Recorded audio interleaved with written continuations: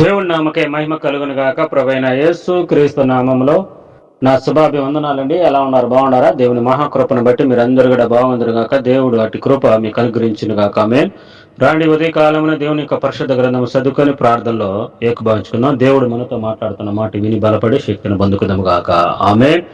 దేవుని పరిశుద్ధమైన వాక్యము మనం ఒకసారి విందాం. నిర్గమ కాండము దేవుని పరిశుద్ధ గ్రంథంలో నుంచి 33 అధ్యాయము 19, 20 ఈ 2 వచనాలు ఒకసారి చదువుకొని విని బలపడదాం. రండి. ఆయన నా మంచితనమంతయు నీ ఎదుట కనపరిచెదను, యెహోవా అను నా నామమున నీ ఎదుట ప్రకటించెదను. నేను కరుణించు వానిని కరుణించెదను, ఎవని యందు కరుణింపబడునో వాని యందే కరుణింపబడును. మరియు ఆయన నీవు నా ముఖమును చూడజాలవు, ఏ నరుడును చూసి నన్ను చూసి బ్రతకడు అనిను.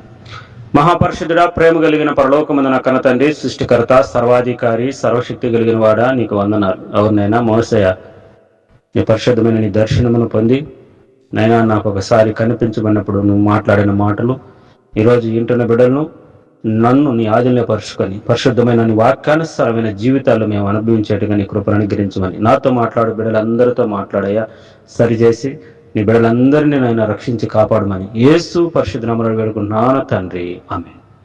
దేవుడి నామకే మహిమ కలుగును గాక.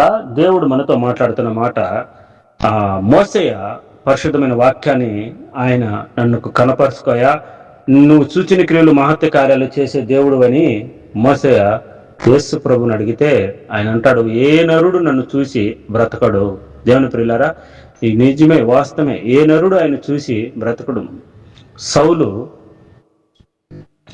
ఆయనను మట్ట మధ్యాహ్నప్పుడు ఆయన కనిపించినప్పుడు కళ్ళు పోయి తారుకాడుకుంటాడు. దేవుడి ప్రియులరా, మట్ట మధ్యాహ్నమే వెలుగు ఉంటుంది, కానీ ఇంకా అంతకన్నా భయంకరమైన వెలుగు ఆయనకు కనిపించినప్పుడు ఆయన ఆ యొక్క వెలుగుకు కళ్ళు పోయి అతడు నేలను తారులు ఆడుకుంటాడు. దేవుని ప్రియులారా, యేసు ప్రభును ఎవరు చూడలేరు, ఎవరు కూడా ఆయన చూసి తట్టుకోలేరు. అయితే యేసు ప్రభు మానవులను ప్రేమించి మానవుల కోసమే సమానముగా తగ్గించుకొని మానవులకు సమానముగా ఈ భూమి మీదకి ఆయన వచ్చాడు. దేవుని ప్రియులారా, నా మంచితనం అంతా నీ ఎదుట కనపరుస్తా అంట. దేవుని ప్రియులారా, దేవుడు అంటున్నాడు, నా మంచితనం నీకు చూపిస్తాను.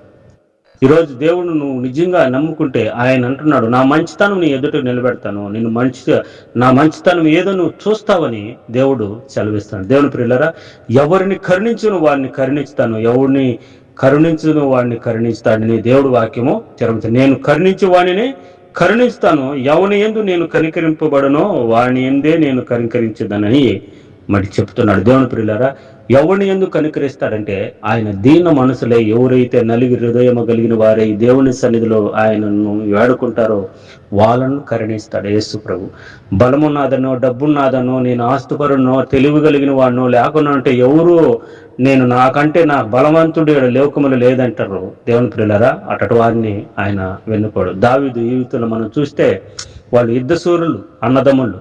వాళ్ళని ఎత్తు హైటు చూస్తానే సమూయేలే అయ్యో ఇతన్ని ఎన్నుకుంటాడు, ఎందుకంటే ఈ హైటు పౌలు ఈ సౌలుతో పాటు ఇతను కూడా ఉన్నాడని అతడు సమూయేలు అనుకుంటాడు. యేసు ప్రభు అంటాడు, అదే నేను ఇతనిని తోసివేశాను, హైటు వెయిట్ కాదయ్యా, హృదయాంతరంగములను విరిగిన వాడిని నేను, ఈ జీవిత చరిత్రలు నేను ఎరిగిన వాడిని, ఇల్లు ముగింపు జీవితం ఎలా ఉంటుందో నేను ఎరిగిన వాడిని. దేవుని ప్రియులారా, ఈరోజు నీ జీవితం నా జీవితము ఏంటిదో ఆయన ఎరిగిన వాడు.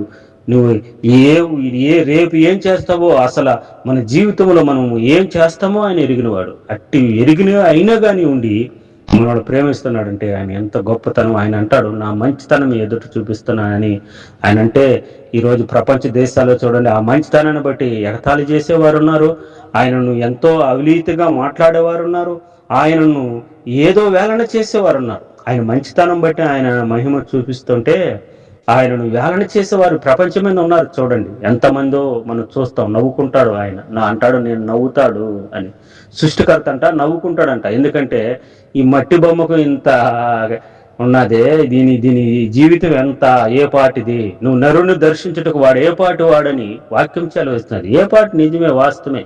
మనుషులు ఏ పాటి వారు మనల్ని దర్శించి మనల్ని ఆయన మనకింత ఆకీర్తి ఇస్తున్నాడంటే ఏ పాటి వారు. అందువల్లనే లూచీపురకు మన మీద కోపము. ఎందుకంటే ఈ మట్టి మలినమైన జీవితం కలిగిన వాడు ఈ సొబ్బేసి 24 గంటలు దాంట్లో నాని వేసినా కానీ మళ్ళా మనం రుద్దుకుంటే మళ్ళా మనకు మట్టే లేసొస్తుంది. అలాంటి మట్టి శరీరం కలిగిన వాడిని సృష్టికర్త మనల్ని ప్రేమిస్తుంటే అసూయ వాడికి పుట్టి మనల్ని పాడు చేయాలని జీవితాలను ఎంతో నాశనము చేస్తాడు. దేవుని ప్రియులారా, ఆయన అంటాడు, నా మంచితనం అంతా నీ ఎదుట చూపిస్తాను. ఎందువలన చూపిస్తాడంటే నువ్వు తగ్గించుకొని ఆయన ఎదుటకపోతే ఈ యొక్క మనం మోసే జీవితం మనం చూస్తే ఆయన తగ్గించుకొని కుటుంబం బిడ్డలను అందరూ వదిలేసి 40 దినాలు ఆయన సన్నిధిలో గడిపి, ప్రభువా నా కుటుంబం కన్నా, నా వాళ్ళ కన్నా, నా బంధువుల కన్నా నీ ఏ మాట చెబుతావు ఆ మాట ప్రకారం నేను వస్తాయా, నీ బిడ్డలు నడిపిస్తాయా, ఈ బిడ్డలను కనికరించాయా, నా యొక్క నువ్వు నిజ దేవుడు కదయ్యా, ఈ బిడ్డలను కనికరించని మోసయ్య ఆయన కోపానికి అడ్డపోతాడు. దేవుని ప్రియులారా, ఆయన ముఖాముఖిగా మాట్లాడేవాడని ఆయన మోసే ఒక స్నేహితుడితో మాట్లాడినట్టు ముఖాముఖిగా మాట్లాడే ఆ దేవుడని ఆయనకు కనపరుచుకుంటాడు. దేవుని ప్రియులారా, ఆయన మంచితనం నీ ఎదుట కనపరుస్తుంటే ఈరోజు నీ ఇష్టానుసారమైన జీవితం జీవిస్తున్నావు. దేవుని ప్రియులారా, ఎన్ని రోజులు మనకు ఇది కొనసాగుతుంది? దేవుడి ప్రియులారా, ఒకసారి ఆలోచించండి. ఏదో ఒకనాడు మన జీవితము ముగింపు వాళ్ళకి వస్తుంది.